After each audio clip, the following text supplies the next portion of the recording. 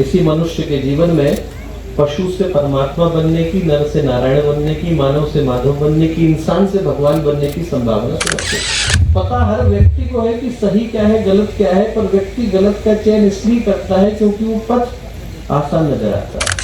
मनुष्य के जीवन में जो सौभाग्य आता है वो ऐसे ही दरवाजा खटखटाता आता है, याद दिलाता आता है कि हमारे जीवन का प्रत्येक पल सौभाग्य को जन्म दे सकता है यदि उसको पहचानने का साहस हम लोग सुरक्षित कर दिया। जीवन भावनाओं के छोटे छोटे झटकों में उलझा हुआ है।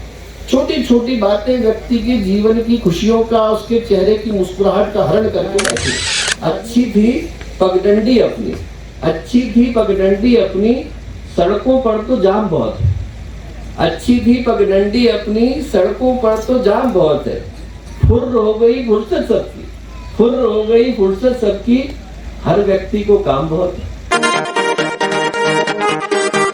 कि मनुष्य का जीवन है न केवल एक सौभाग्य के रूप में मिलता है बल्कि एक संभावना के रूप में भी मिलता है। एक ऐसी संभावना के रूप में मिलता है यहाँ पर जीवन की दो गतियां संभव है।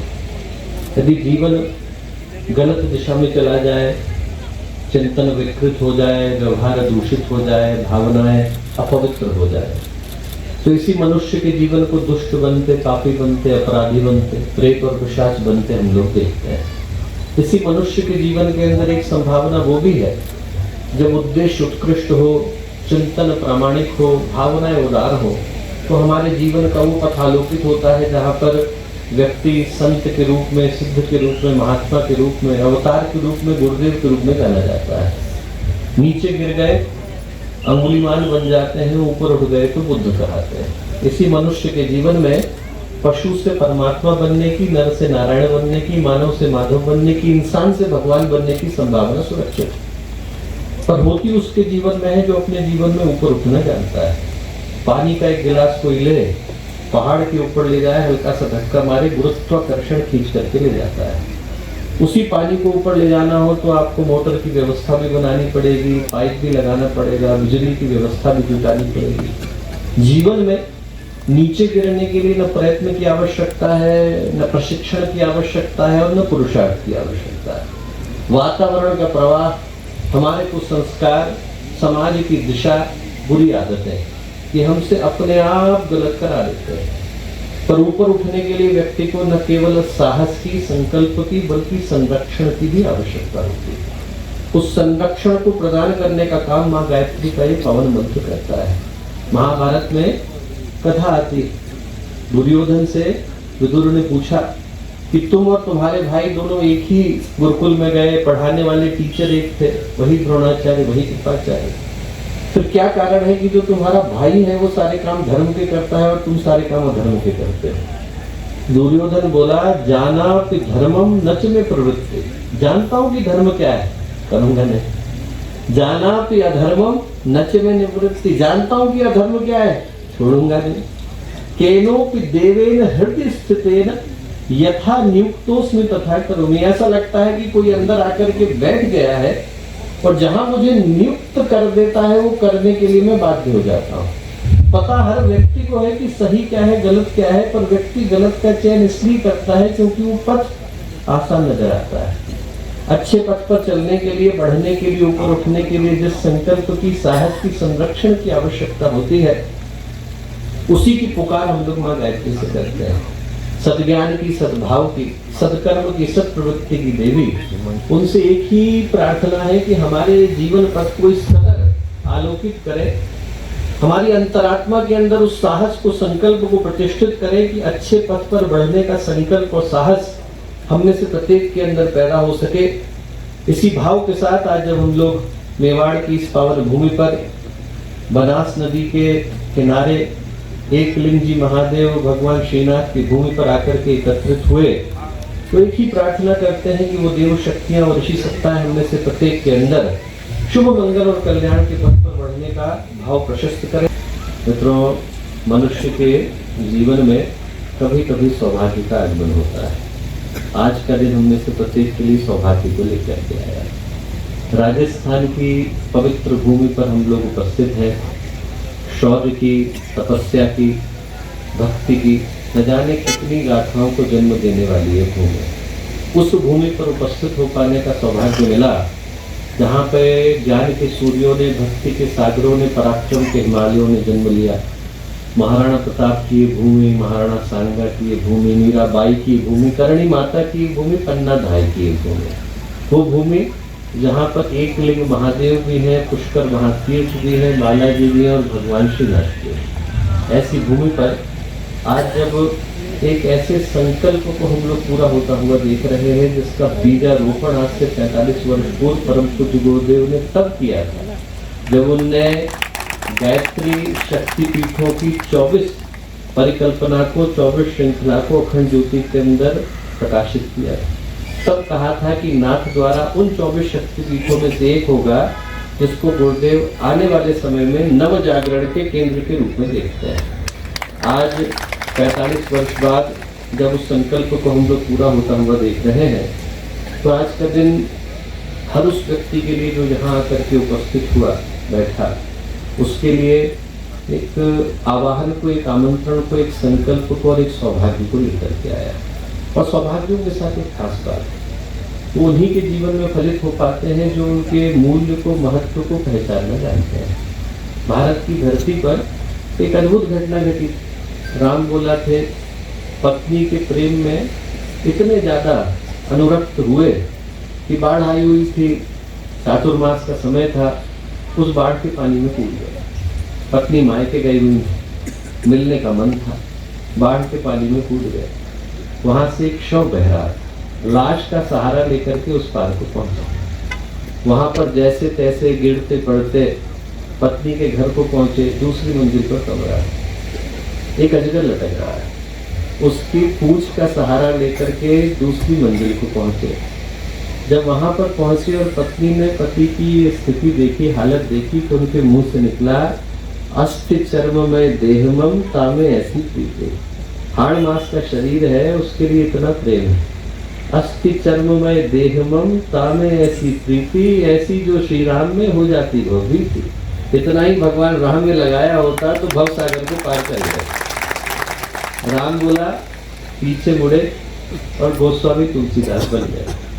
मनुष्य के जीवन में जो सौभाग्य आता है वो ऐसे ही दरवाजा खटखटाता आता है, याद दिलाता आता है कि हमारे जीवन का प्रत्येक पल सौभाग्य को जन्म दे सकता है यदि उसको पहचानने का साहस हम लोग सुरक्षित रखें। सिद्धार्थ घर से निकले, 3 छोटी छोटी घटनाएं घटी। एक व्यक्ति को बीमार देखा, मन में प्रश्न आया, मैं भी पढ़ूंगा क्या? एक व्यक्ति को वृद्ध देखा, मैं भी होऊंगा क्या? एक व्यक्ति की शव यात्रा को देखा, मन में प्रश्न आया, मेरी भी निकलेगी क्या? और 3 प्रश्नों ने सिद्धार्थ को बुद्ध बना करके खड़ा कर दिया। मनुष्य के जीवन में सौभाग्य आता है तो दबे पांव आता है, ये याद दिलाता आता है कि हम लोग उसको पहचानने की क्षमता रखते हो, साहस रखते हो, संकल्प रखते हो, तो हर अवसर हमारे जीवन में सौभाग्य की सृष्टि करके जाता है। नारायण महाराष्ट्र के छोटे से बालक 12 वर्ष की उम्र में विवाह करने के लिए गए। जो विवाह कराने वाला पंडित था उसने दुपट्टा बांधा। महाराष्ट्र में परंपरा है, विवाह कराते समय में बोलते हैं सावधान, उनने भी बोला सावधान। जैसे ही सावधान सुना वैसे ही नारायण के मन में संकल्प आया, विचार आया कि मुझसे सावधान होने को क्यों कह रहा है। उन्होंने तुरंत सोचा कि शायद इसलिए कह रहा है कि न जाने कितने वर्षों की प्रतीक्षा के बाद मनुष्य का जीवन मिला है, इसका उद्देश्य क्या है, उस लक्ष्य का अनुसंधान तो अनिवार्य है। तुरंत उन्होंने शादी के मंडप को त्यागा, त्र्यंबकेश्वर के पास टापली का जंगल है, जाकर के बैठे। 12 वर्ष के बाद दोबारा उठे तो उनका नाम समर्थ गुरु रामदास हो गया। घटना साधारण थी, घटना यही थी कि शादी कराने वाले पंडित ने सावधान होने को कहा था। न जाने कितनों को कहा होगा, कितनों ने सुना होगा, कोई सावधान नहीं हुआ। एक के जीवन में क्रांति घट गई। क्रांति घटाने के लिए ये अनिवार्य नहीं कि बाहर क्या घट रहा है, क्रांति घटाने के लिए ये अनिवार्य है कि भीतर क्या घट रहा है। बाहर की दृष्टि से दोस्तों हम लोग भूमि पूजन समारोह का हिस्सा बनने के लिए आकर के बैठे हैं। भीतर की दृष्टि से एक अद्भुत घटना आज की स्थिति में घट रही है। घट ये रही है कि हम लोग जिस उद्देश्य के लिए आकर के बैठे हैं उसका स्मरण अनिवार्य हो जाता है। जिन परिस्थितियों में हम लोग आकर के बैठे हैं, ये परिस्थितियां वो हैं जहां पर मनुष्य का जीवन जो न जाने कितने वर्षों की प्रतीक्षा के बाद जीवात्मा को नसीब होता है, न जाने कितने वर्षों की बात, बड़े भाग मनुष्य तन पावा, सुर दुर्लभ सत ग्रंथ गावा। रामचरितमानस में गोस्वामी तुलसीदास कहते हैं कि बड़े भाग्य से जो देवताओं के लिए दुर्लभ है वो इंसान का जीवन इंसान को प्राप्त हो पाता है। आप यदि उपनिषदों को पढ़ें तो उपनिषद के ऋषि कहते हैं श्रवंतु विश्वे अमृतस्य पुत्राय धामानि दिव्यानि तस्व। अरे सुनो तो सही, अमृत के पुत्र हो, प्रकाश के पुत्र हो, विधाता के पुत्र हो, दुनिया में ऐसी कोई चीज नहीं जो तुम्हारी शक्ति को, तुम्हारी गति को, तुम्हारे आगे बढ़ने को थाम सके, रोक सके। उन सारी संभावनाओं को लेकर जिनके लिए गीताकार ने कहा दिव्य सूर्य सहस्त्र से, जब भगवान अपने पूरे स्वरूप में प्रकट हुए तो उनके अंदर इतना प्रकाश था जितना सहस्रों सूर्यों के एक साथ उदय होने पर निकलता है। उस संभावना को लेकर के आप धरती पर आए, मैं धरती पर आया, हर आत्मा धरती पर आए। हम में से हर एक के अंदर ईश्वर अंश जीव विनाशी, वही ईश्वर बनने की, वही देवता बनने की, वही महान बनने की, वही महापुरुष बनने की संभावना विद्यमान है। और उसको भुलाकर आज इंसान जिस तरीके का जीवन जीता है, शरीर बीमारियों से ग्रस्त हो गया, मन कुंठाओं से ग्रस्त हो गया, जीवन भावनाओं के छोटे छोटे झटकों में उलझा हुआ है। छोटी छोटी बातें व्यक्ति के जीवन की खुशियों का, उसके चेहरे की मुस्कुराहट का हरण करके बैठी है। आदमी को जीवन में टेंशन को लेने के लिए कहीं जाने की आवश्यकता नहीं। हम लोग मुंबई में थे, वहाँ एक बड़े प्रतिष्ठित उद्योगपति आए, वो आए और रोने लग गए। मैंने पूछा क्यों रो रहे हैं? बोले भैया इस बार बिजनेस में बड़ा नुकसान हुआ। कितने का हुआ? बोले 1 करोड़ का हुआ। अरे मैंने कहा काफी हो गया, अगली बार गुरुदेव चाहेंगे तो पूरा हो जाएगा। उनकी पत्नी बोली भैया आप इनकी बात मत सुनना। मैंने कहा क्यों? बोले 15 करोड़ का फायदा सोच करके बैठे थे, 14 करोड़ का फायदा हुआ। नुकसान नहीं हुआ। 15 करोड़ का फायदा सोचा था तो 14 करोड़ का फायदा, 1 करोड़ का नुकसान नजर आता है। मनुष्य का मन ऐसा हो गया कि तकलीफें नहीं है, परेशानियां नहीं है, स्ट्रेस नहीं है, टेंशन नहीं है, व्यक्ति खोजना चाहता है। आज की जो स्थिति है उसमें हम लोग ईश्वर के पास से जो वरदान लेकर के आए, शरीर लाए, मन लाए, भावनाएं लाए। न बैंक अकाउंट लेकर के आए थे, न पासबुक लेकर के आए थे, न क्रेडिट कार्ड लेके आए थे और न डेबिट कार्ड लेकर के आए थे। जो लेकर के आए थे उन तीनों ही मोर्चों पर आज इंसान अपने जीवन को गंवाता हुआ नजर आता है। शरीर बीमारियों से ग्रस्त है, मन परेशानियों से ग्रस्त है, भावनाएं कुंठाओं से ग्रस्त है। तीनों ही जगह पर व्यक्ति हारता नजर आता है। कल ही मैं कहीं पर एक कविता पढ़ रहा था कि आज की जो स्थिति है वो स्थिति क्या है कि पहले की तुलना में आज क्या स्थिति हो गई। किसी ने लिखा है अच्छी थी पगडंडी अपनी, अच्छी थी पगडंडी अपनी, सड़कों पर तो जाम बहुत है। अच्छी थी पगडंडी अपनी, सड़कों पर तो जाम बहुत है। फुर्र हो गई फुर्सत सबकी, फुर्र हो गई फुर्सत सबकी, हर व्यक्ति को काम बहुत है। आदमी इतना ज्यादा काम में मशगूल हो गया कि एक दूसरे को तो भूल ही गया। अच्छी थी पगडंडी अपनी, सड़कों पर तो जाम बहुत, फुर्र हो गई फुर्सत सबकी, हर व्यक्ति को काम बहुत है। उजड़ गए सब बाग बगीचे, उजड़ गए सब बाग बगीचे, 2 गमलों में शान बहुत। व्यक्ति 2 गमले रख करके बैठा है, हमारे घर की हरियाली तो आ गई। उजड़ गए सब बाग बगीचे, 2 गमलों में शान बहुत है। बंद हो गई चिट्ठी पत्री, बंद हो गई चिट्ठी पत्री, व्हाट्सएप का पैगाम बहुत। व्यक्ति उसी से सोचता है कि हमारा काम हो गया।